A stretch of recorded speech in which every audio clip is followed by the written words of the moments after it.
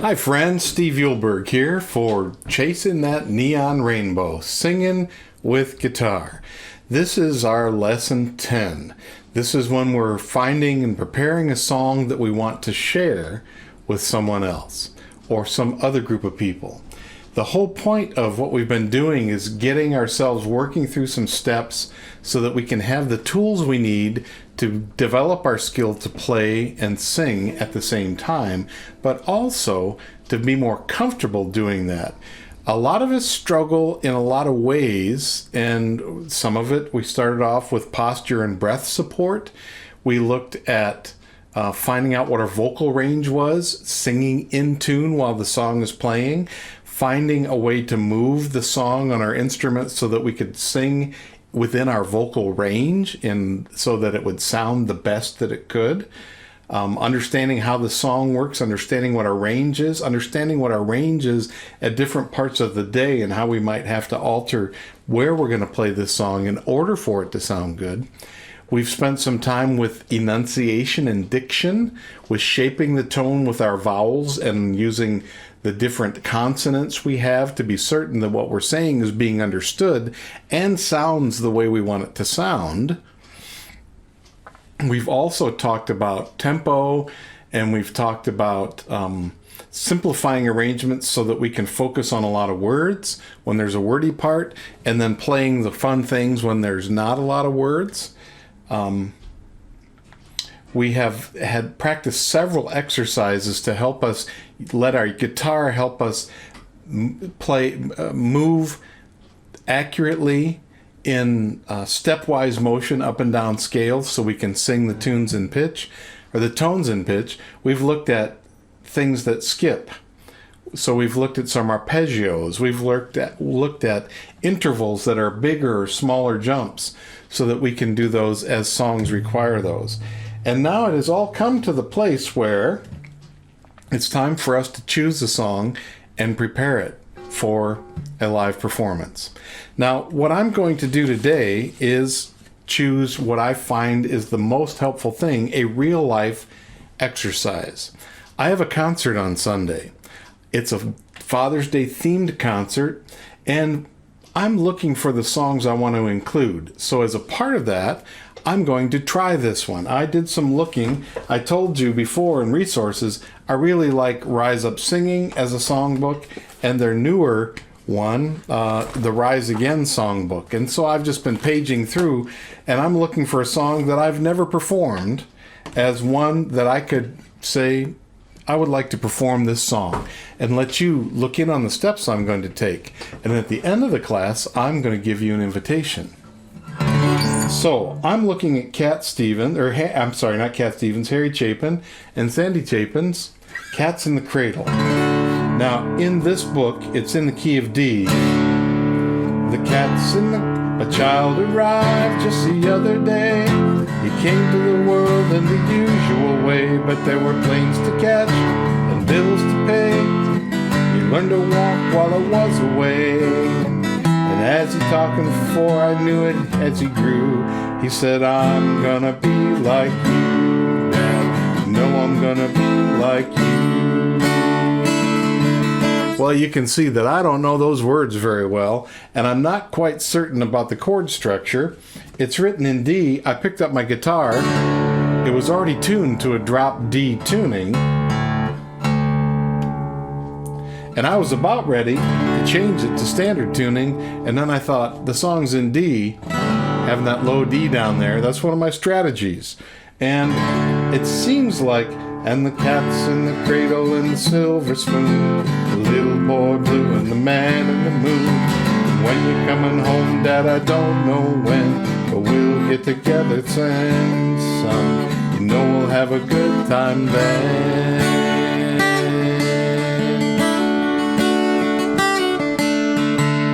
So it fits within my voice. So I don't know that I'll use a capo and move it around or try a different key because it already fits pretty good. And I like this tuning for this. So now it's a story song. It's got a chorus that people can sing along on. It fits the theme of Father's Day, not in a positive way, but in a kind of sorrowful, regretful way. I know that about the song already. But there were some places where I'm going to have to work on the I'm going to have to think about the arrangement and work on the lyrics. So let's just do the lyrics side. My child arrived just the other day. Oh, let's do the chord structure. I need a D, an F, not a usual chord when I'm playing in D. And then a G and a D. I repeat it.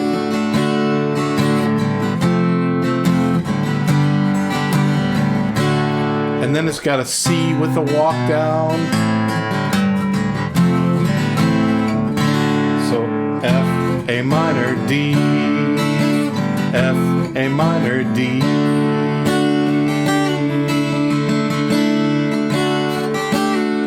So now let's try that first verse again. My child arrived just the other day. He came to the world in the usual way, but there were planes to catch and bills to pay. He learned to walk while I was away, and he was talking before I knew it, and as he grew, he said, I'm gonna be like you, Dad. You know I'm gonna be like you. Here's the chorus. Cats in the cradle and the silver spoon, the little boy blue and the man in the moon. When you're coming home, Dad, I don't know when we'll get together. Whoops. See, I don't have that at all. Cats in the cradle and the silver spoon, the little boy blue and the man in the moon. When you're coming home, Dad, I don't know when we'll get together then, son. You know we'll have a good time then. I'm not sure I have it. And the cat's in the cradle and the silver spoon, the little boy blue and the man in the moon. When you're coming home, Dad, I don't know when we'll get together then, son. You know we'll have a good time then.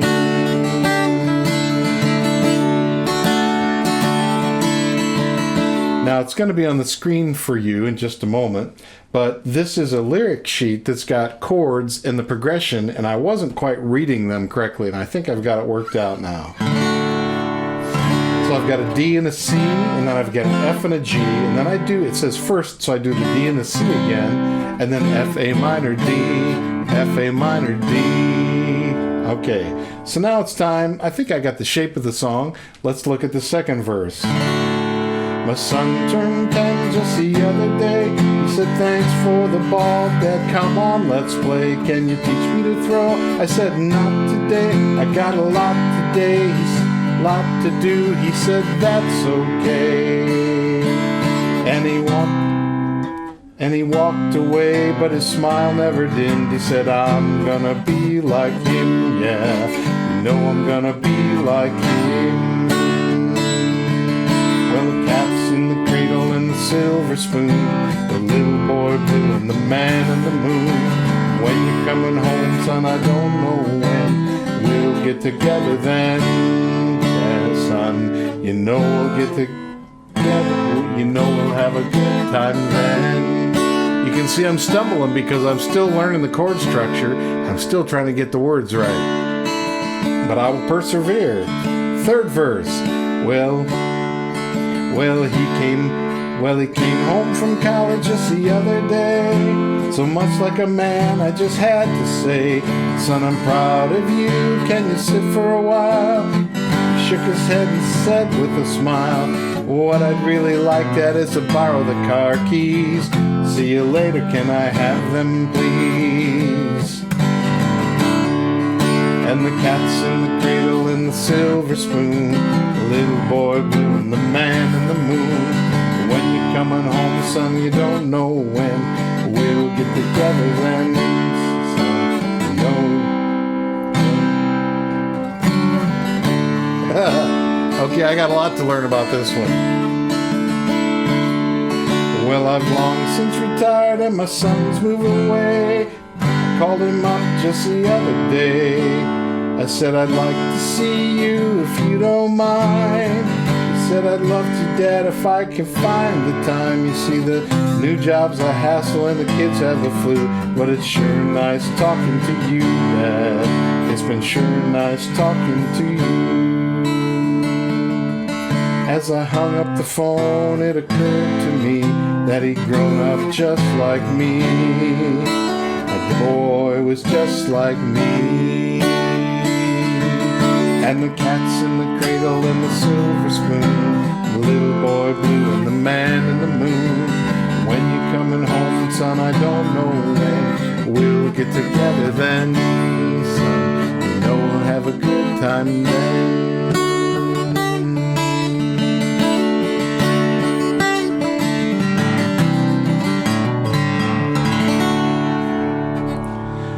Okay, so I've worked my way through the chord chart. I'm remembering from the mental map I have of this song being played on the radio a whole lot when I was the son in the story. And now I'm the dad in the story.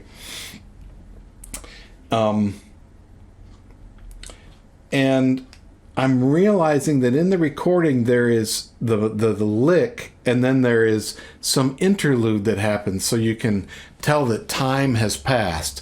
So I'm going to have to work on that and figure out what I want to do for that. The big thing is everything starts, the verse and the chorus start on D, but the verse goes to an F. The chorus goes to a C right away.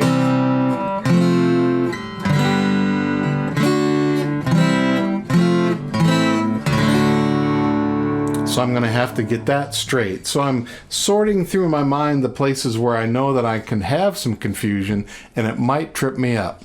And I'm going to practice. I'm going to practice on this song. But once I get done practicing, and here's the part that I'd like us to focus on right now, is I want to get the words, I want to get the story, and I have some sort of memory about it, but there's some places where I'm tripping up. It's Tuesday. It's Wednesday. Golly, the week is going faster than I thought. It's Wednesday, and I've got to have this ready to perform on Sunday. I'm going to have to decide on my arrangement pretty quick so that I can have time to rehearse. And this is the difference between practice and rehearsal. Practice is when I'm working on individual things like what's the chord structure? There's a bridge that only happens once. Where do we sing the chorus? Do I sing the chorus every time? What's the intro? What's the outro going to be? Am I going to try to duplicate it just like Harry Chapin did on his recording? Or am I going to give it a personal twist that has something like it? Am I going to play with a flat pick? Or am I going to finger pick it? Now, in my arranging in my practice, in my arranging time, this is when I'm going to try all these things.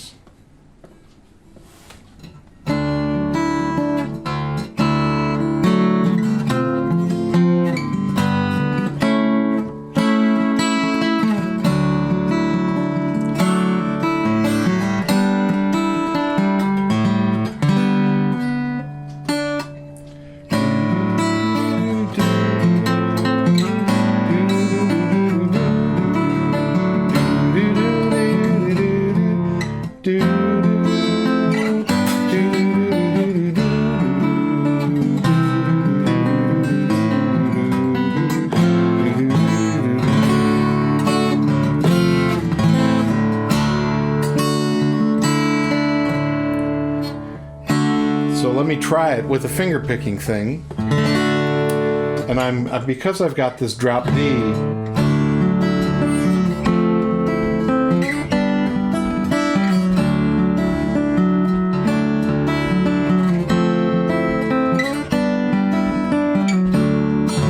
I'm having some fun playing with what happens if I use the low D with my thumb pick, and then I spend some time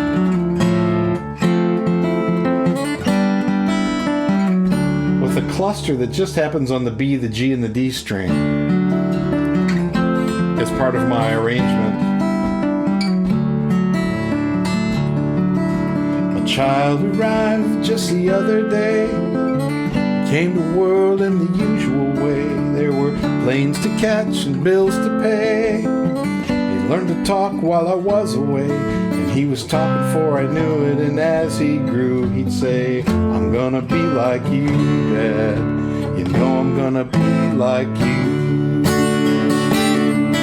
And the cat's in the cradle and the silver spoon, the little boy blue and the man in the moon. When you're coming home, Dad, I don't know when. We'll get together then, son. You know we'll have a good time then.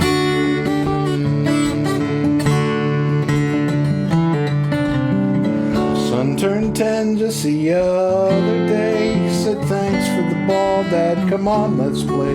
Can you teach me to throw? I said, not today, I got a lot to do. He said, that's okay. And as he walked away, but his smile never dimmed, he said, I'm gonna be like him, yeah, you know I'm gonna be like him.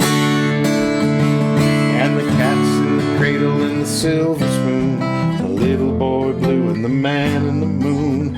When you're coming home, son, I don't. When you're coming home, Dad, I don't know when. We'll get together then, son. You know we'll have a good time then.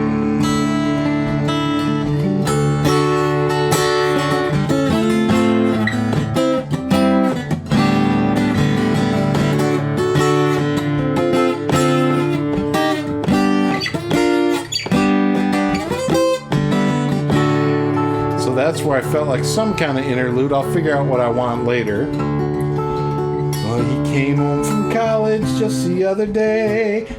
So much like a man, I just had to say, son, I'm proud of you. Can you sit for a while? He shook his head and said with a smile, What I'd really like, Dad, is to borrow the car keys. See you later, can I have them, please? And the cat's in the cradle and the silver spoon, the little boy blue and the man in the moon. When you're coming home, son, I don't know when. We'll get together then, son. You know we'll have a good time then.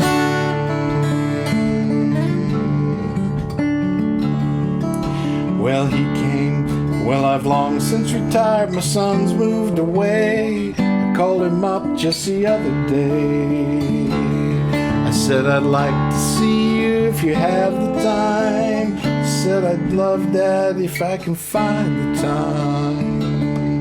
You see, my new job's a hassle and the kids have the flu, but it's sure nice talking to you, Dad, and sure nice talking to you.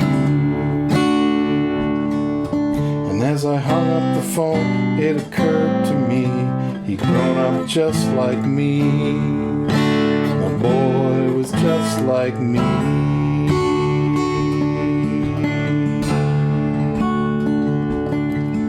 And the cat's in the cradle and the silver spoon, the little boy blue and the man. And the cat's in the cradle and the silver spoon, the little boy blue and the man in the moon. When you're coming home, son, I don't know when. We'll get together then, Dad. You know we'll have a good time then.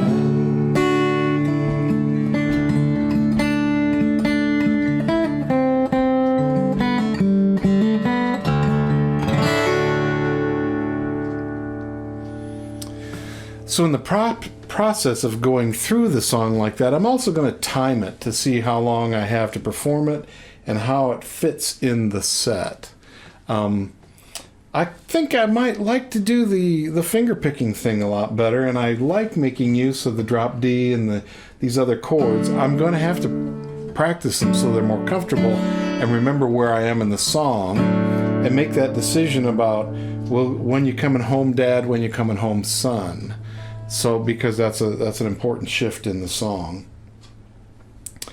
But now I once I get my arrangement set and I've decided going to do the song, going to do it in drop D tuning. I'm going to do it in the key that's listed. I'm going to use finger picks. I'm going to use different chords for the chorus chord shapes for the chorus than I am for the verse. I've made a lot of decisions already about the arrangement. So then I'm going to capture a performance rehearsal.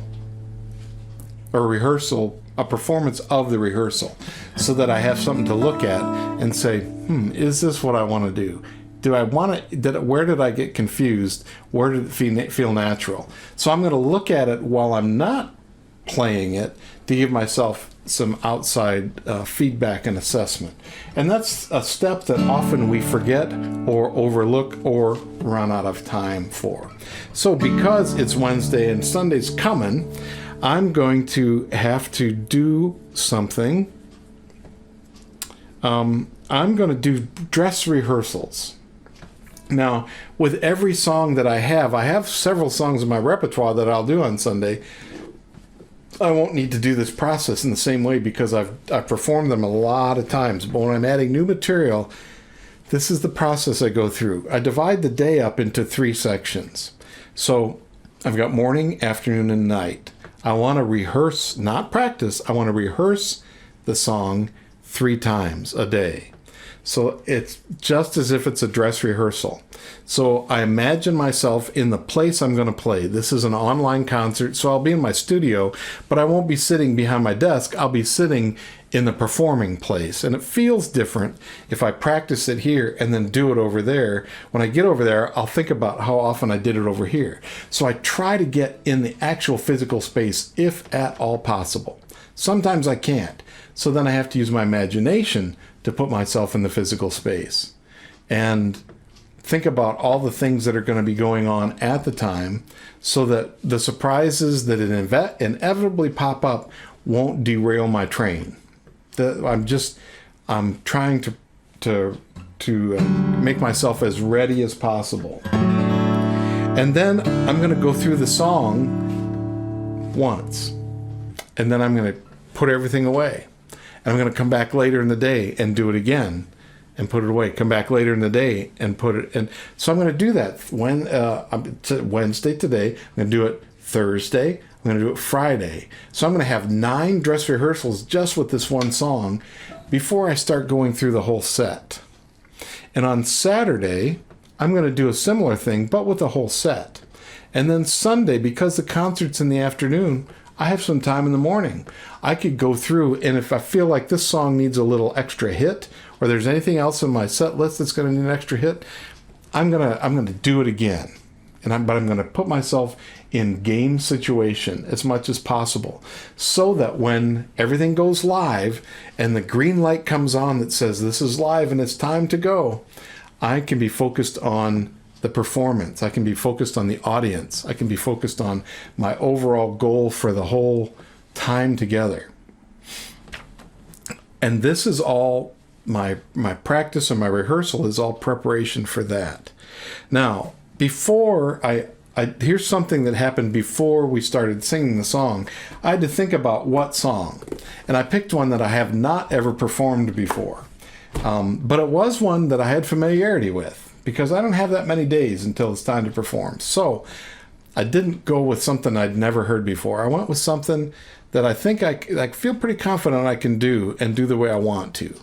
And it'll serve its purpose in the set. It'll be a part of the theme of the whole day. It's a Father's Day show. The concert is called Daddy, Won't You Carry Me?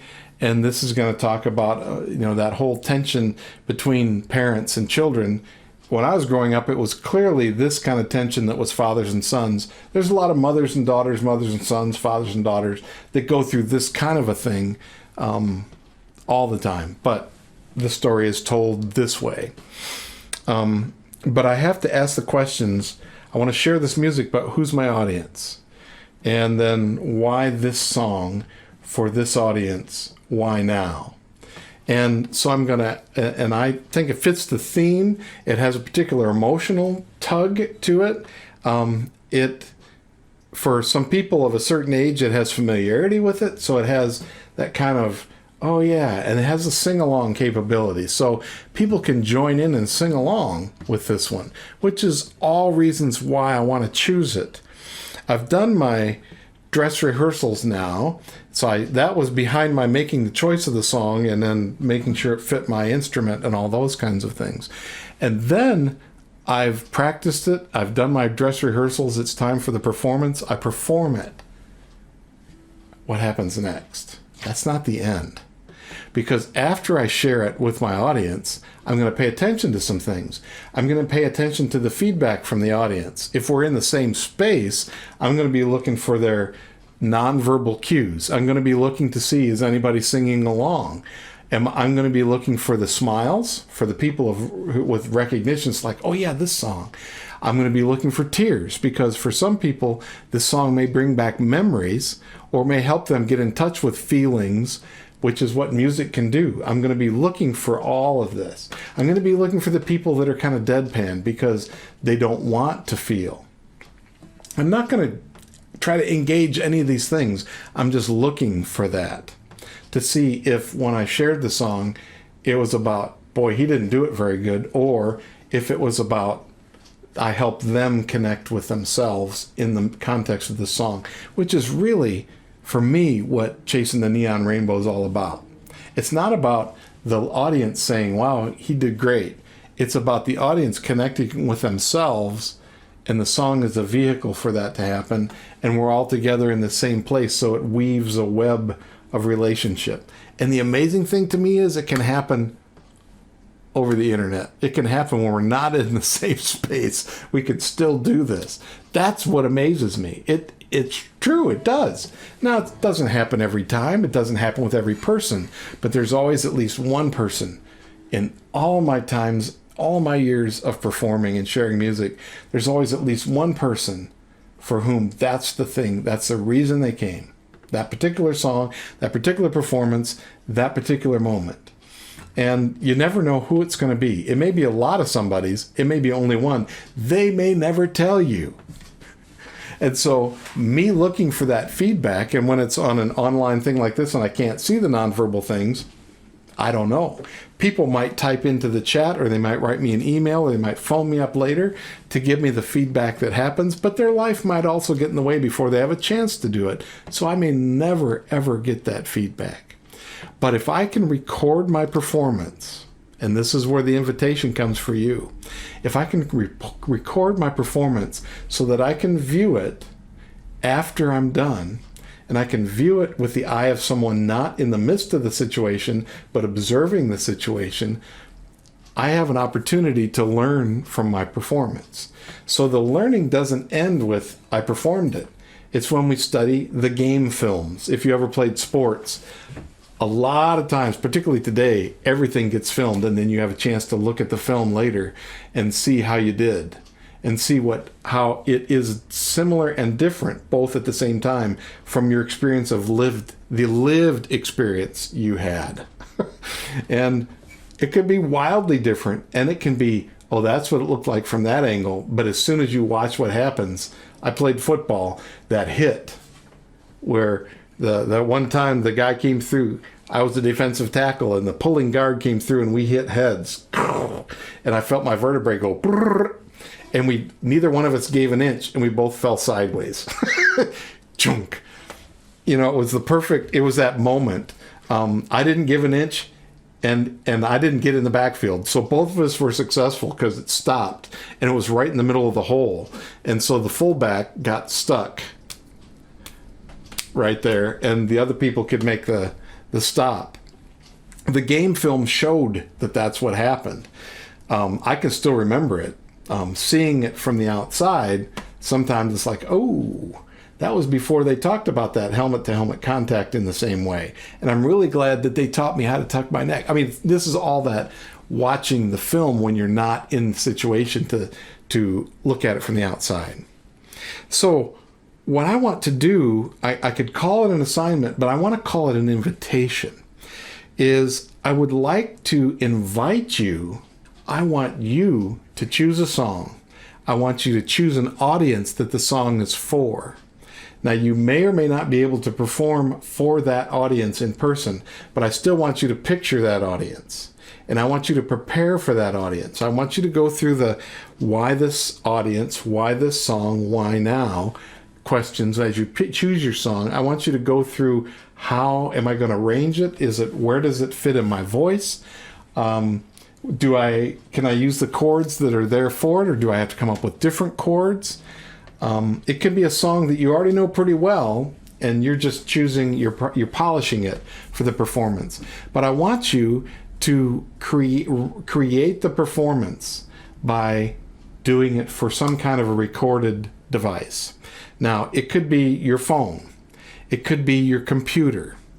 It could be the Jam Play live Q&A session when you click on the camera and you perform for the camera, and it creates a video that's just there for you. You can share it with whomever you wish, but you don't have to share it at all. So the invitation is for you, and it's a little bit of a challenge. I would like you to do this. Now, I've mentioned it throughout throughout this whole session or these lessons that this is available, and I encourage you to do it. I don't know if any of you have actually done it. No one has shared that with me. This time, I want to invite you to swallow and share it. Now, you don't have to share it with me. You might share it with someone in your household. You might share it with a parent. You might share it with a child. You might share it with a good friend. You might share it on social media because you're brave. You might share it in the live Q&A when I'm there on Mondays and Thursdays. You might send me a link and share it with me privately. Whatever method you do, I'd just like you to share it. You might share it for your dog or cat or your gerbil or hamster.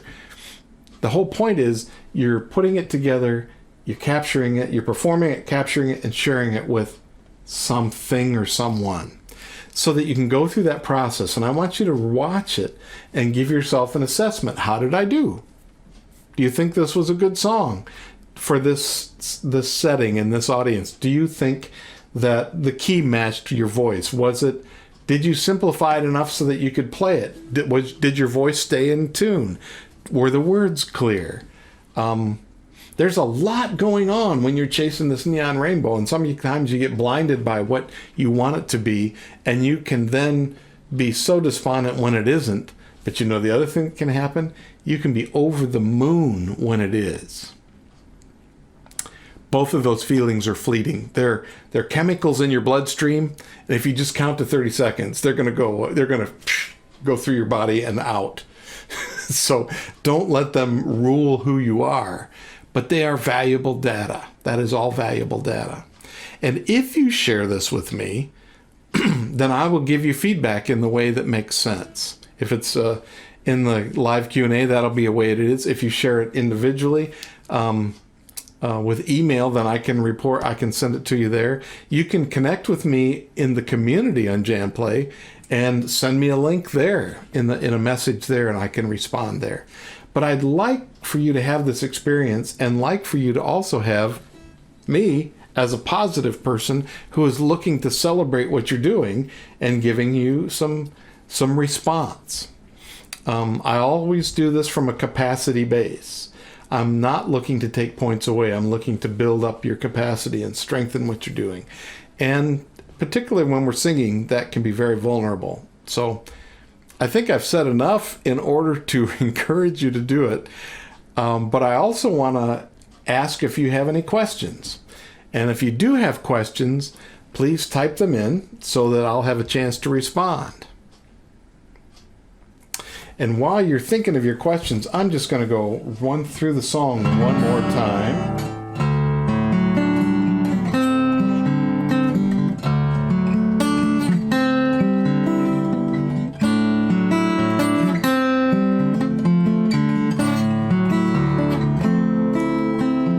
A child arrived just the other day. He came to the world in the usual way, but there were planes to catch, bills to pay. I learned to walk while I was away. And he was talking before I knew it, and as he grew, he said, I'm gonna be like you, Dad. You know I'm gonna be like you. And the cat's in the cradle and the silver spoon, the little boy blue and the man in the moon. When you coming home, Dad, I don't know when, but we'll get together then, son. You know we'll have a good time then.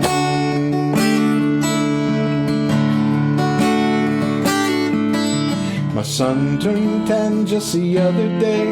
He said, thanks for the ball, Dad. Come on, let's play. Can you Teach me to throw, I said, not today. Got a lot to do, and he said, that's okay. And he walked away, but his smile never dimmed. He said, I'm gonna be like him. You know I'm gonna be like him. And the cat's in the cradle and the silver spoon, the little boy blue and the man in the moon. When you're coming home, Dad, I don't know when, but we'll get together then, Dad. You know we'll have a good time then.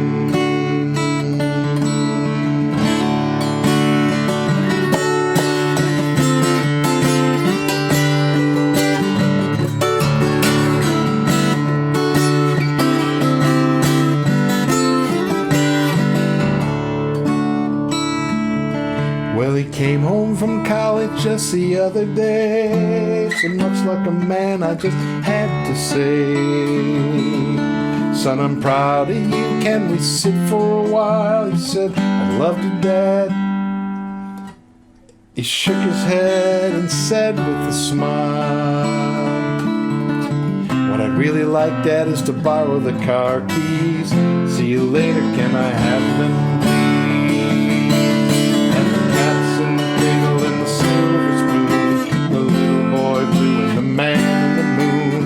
When you're coming home, Dad, I don't know when, we'll get together then, son. You know we'll have a good time then.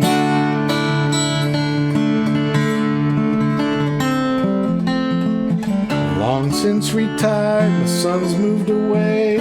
Called him up just the other day. I said, I'd like to see you if you don't mind. He said, I'd love to, Dad, if I can find the time. You see, my new job's a hassle and the kids have the flu, but it's sure nice talking to you, Dad. It's been sure nice talking to you. And as he hung up the phone, it occurred to me, I'd grown up just like me. My boy was just like me. And the cat's in the cradle and the silver spoon, the little boy blue and the man in the moon. When you're coming home, Dad, I don't know when, but we'll get together then, son. You know we'll have a good time then.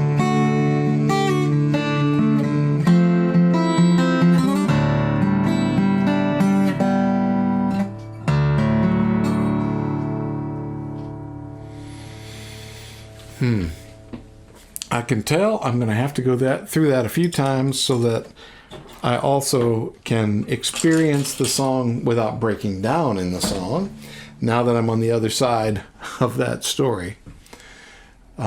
Music is amazing, and when you put the words and the melody and the chords together with your voice and you share it with people, amazing connections can happen, and that's what I'm looking for in this class.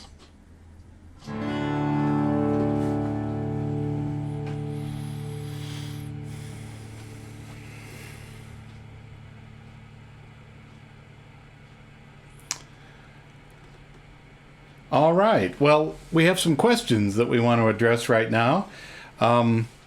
P. Simone says, is this the time I'm going to make that decision is twofold. One, does it fit in my voice where I'm playing the chords as they're given to me or as I've figured them out? And two, I mean, does the song fit there? So is that the key I want? Two, I may have a different key that I want to play it in, but it doesn't, because it feels good in my fingers, but I don't like how it fits in my voice. So I might move it for the purposes of my fingers to play the pattern I want, or I could move it so that the whole song fits in my voice. So it's early in the process when I'm trying to learn the song and I realize that either the response from people who are listening to me is showing me this isn't the place I want it to be, or it's feeling awkward and clunky because of what I'm doing with my fingers. Those are the two things that help me decide about where I'm going to use my capo. And did I figure it out in a particular key and now I have to translate it to a new key? the capo can be a way to eliminate that step of the process. Now, I chose the drop D tuning for this because it was in the key of D. It was presented in the key of D. I already discovered that it fit on my voice just fine. It was in a place that my voice felt good. So I want to keep it in that key. But one of the things that happens with D is when I'm playing D, I've got a lot of focus on the top 4 strings. And when I say top, I mean by pitch, not by how close they are to the floor. These are the highest strings. I can use that A sometimes, but if I have this tuned to an E, it never sounds good to strum everything with the E on the bottom. Sometimes I can hook and get an F sharp, like hooking my thumb around here, but it just sounds, when I can drop that low E string down to a D, it gives me a full round presence. The bottom note, that's the name of the chord, it really makes it feel finished and solid. But you're right, it does change some chord fingerings that I'm used to. In this particular song, I'm used to going like this to it for a G, but now I need to change my G shape. And my F shape, I'm used to just doing as a bar like this, but I'm going to have to, if I want that low F, now I've got to hook my thumb in the 3rd fret. And C, I don't have to worry about anything. If I play an F that doesn't use the lower strings, I don't have to change anything. If I play an A minor, all I have to do is start on the A chord. That doesn't do anything. It's only when I want to strum all the strings that the change in the drop D makes a big difference. And because that is not unfamiliar to me, I'm going to try it. I've been playing with drop D for a long time. However, I do remember the first time I saw it, and I thought, well, I'm never playing that song. Why would I change my guitar? Well, it turns out I like changing my guitar for some things because of the sounds and the opportunities it presents, which are not there before. Okay, Cliff, you're asking the question, why do I say an F is an abnormal chord here? Well, when we look at this song, it begins and ends in D.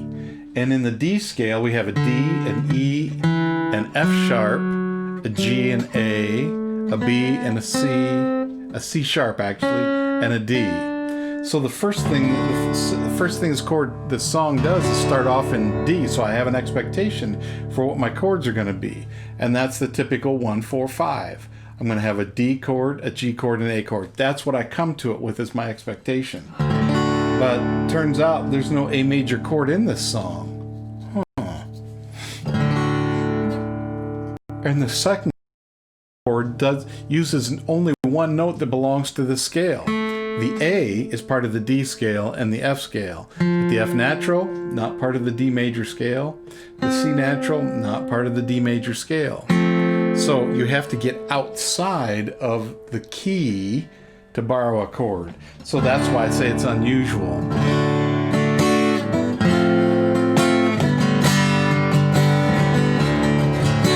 It still works, doesn't it? But it tells me that this song is not in the typical 1/4 suite. Child arrived just the other day, into the world in the usual way. So while we're singing the words usual way, we're using unusual chords. And that's part of what makes a song sticky.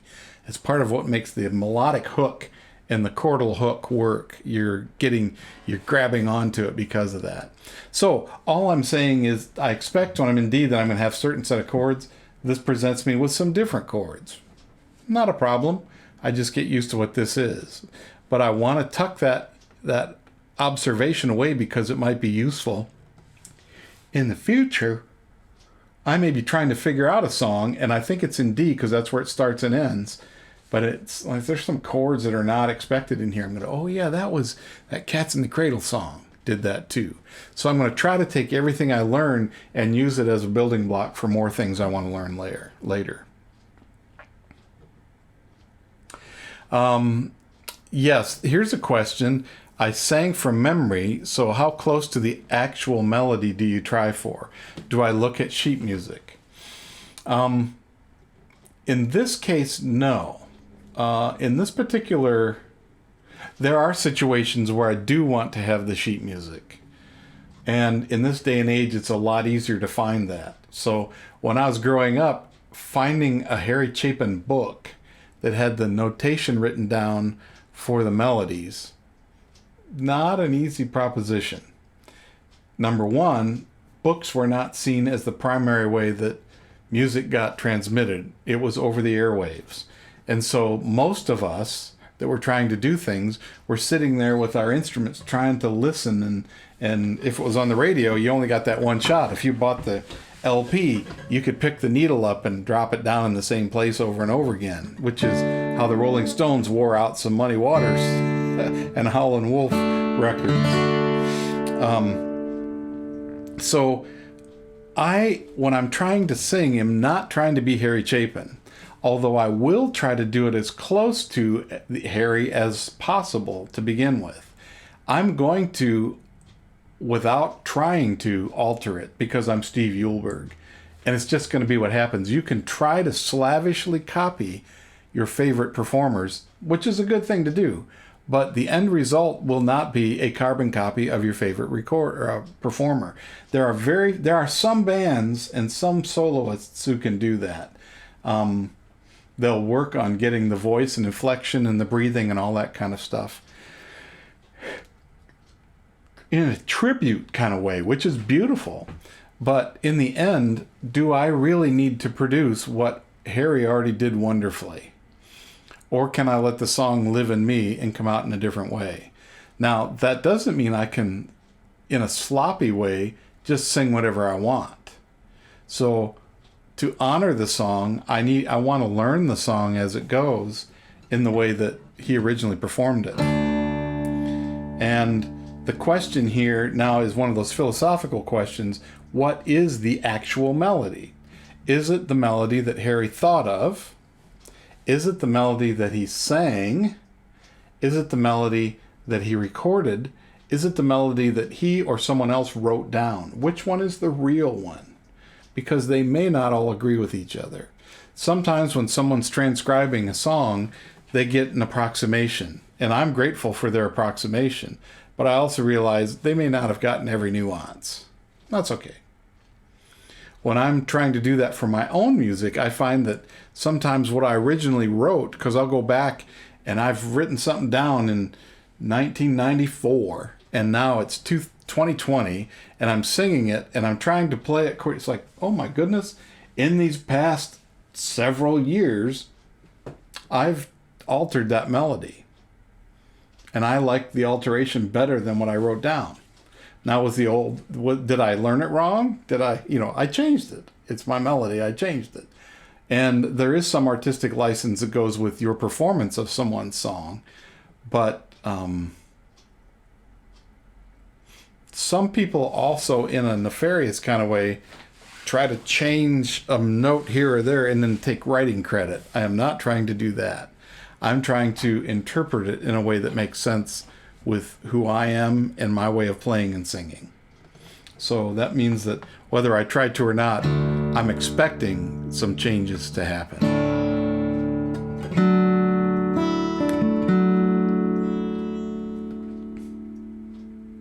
Now, if you have any follow-up questions, feel free to go ahead and ask those so that we can make sure that your questions get addressed.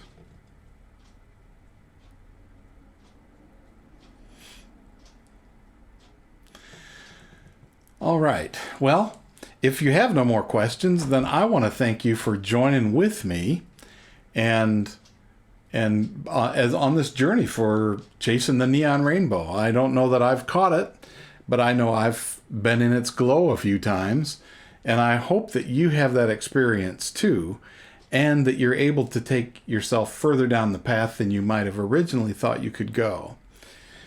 We've looked at a lot of things, and I just want to give a little short review here. We looked at breathing, because that's the engine that drives singing. We looked at posture and exercises for breathing.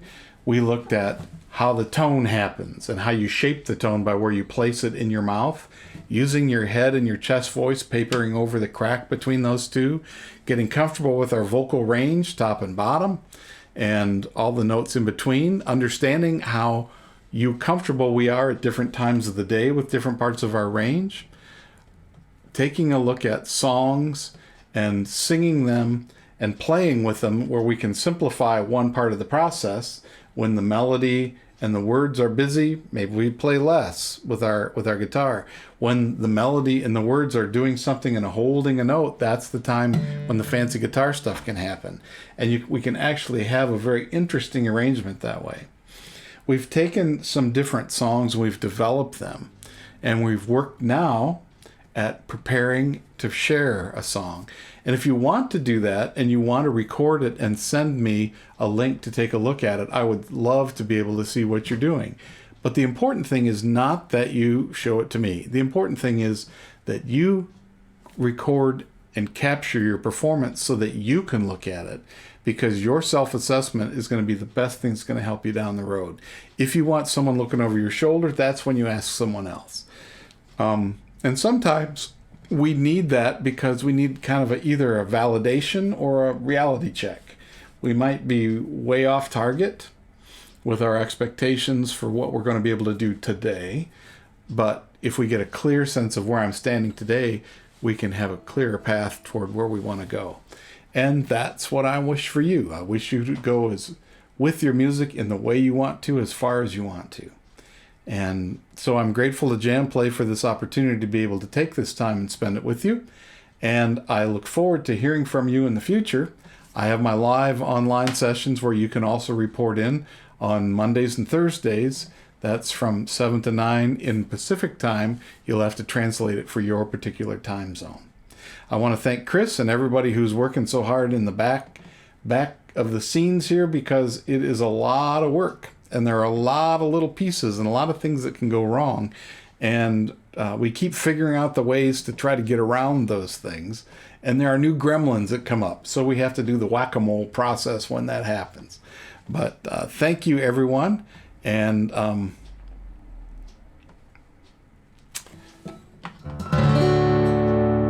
boy was just like me. But I want you to be just like you.